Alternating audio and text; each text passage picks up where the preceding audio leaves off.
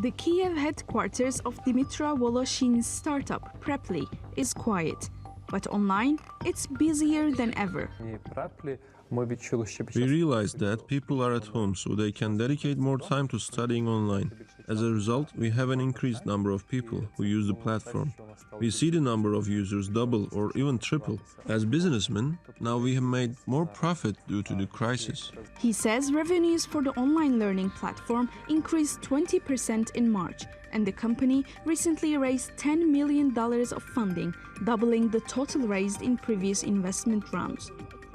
The money will be used to grow Preply's network of 10,000 tutors teaching tens of thousands of students in 190 countries. When he and his two business partners founded the company in 2013, most of its clients were offline and located in Ukraine. But now, the platform which pairs language teachers with students is online only, and most of its users are in the United States. Hanna Ilina is a Chinese teacher and says her number of lessons has tripled. All companies are closed in Kiev because of the pandemic and people are staying at home. Since then, I started working online. During the pandemic, this is the only way for me to work. It's also very convenient. I'm not as tired because I don't need to commute, pack my things, apply my makeup, prepare. I can leisurely wake up in the morning, have a cup of coffee, take a seat in a comfortable place at home and have a lesson. The value of the global online education industry is expected to almost double by 2025 to more than $319 billion, according to market research firm Research and Markets. And while distance education is a no-brainer while millions are confined to their homes, Voloshin hopes the interest in learning languages online will continue long after lockdowns are lifted. Sena Saylan, TRT World. Well, moving back in with parents during the lockdown has become a bit of a phenomenon in Britain. Young people are leaving their independent lifestyles and returning to the creature comforts of the family home. They're known as coronavirus boomerangers, but could their temporary move become a permanent one? Natalie Powell went to find out. We could just walk. Coming home for lockdown, 24-year-old Niamh McCollum has left her flat share in London for her dad's cottage in Ireland, where she's able to continue her work as a features assistant for a magazine. This distinct feeling of familiarity, and I just felt like I just had this craving for it. I was like, I really need that right now. And also, I think if there's ever a time to be around nature, it's now. And as much as I love my flat in London, I just figured it'd be better to be back at home.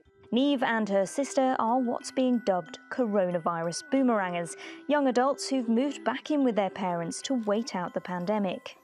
A lot of young people are swapping their small city apartments for bigger family homes, especially if they're working from home or on furlough. And while it may only be a temporary move, it's also reflective of a wider trend. Over the past decade, there has been a 46% increase in people aged between 20 and 34 living with their parents, as many are priced out of the UK property market and need to save for a hefty down payment on their first house. And that was even before the economic lockdown, which is disproportionately affecting the younger generation. Think tank the Social Market Foundation is concerned they will also lose out during economic recovery.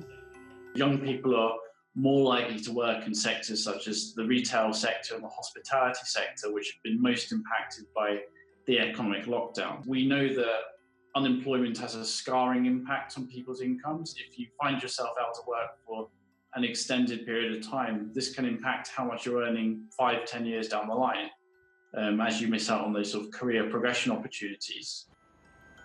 With high living costs and stagnant wages, some coronavirus boomerangers may have to make their move home a more permanent one.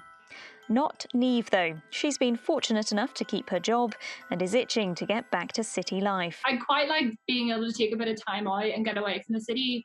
But at the same time, like, I'm 24 and, you know, like, I do really enjoy kind of the hustle and bustle and the energy of it. And I am definitely ready, I think, to get back into that as soon as is possible. And with lockdown measures easing, she's hoping that won't be too far off. Natalie Powell, TRT World, London.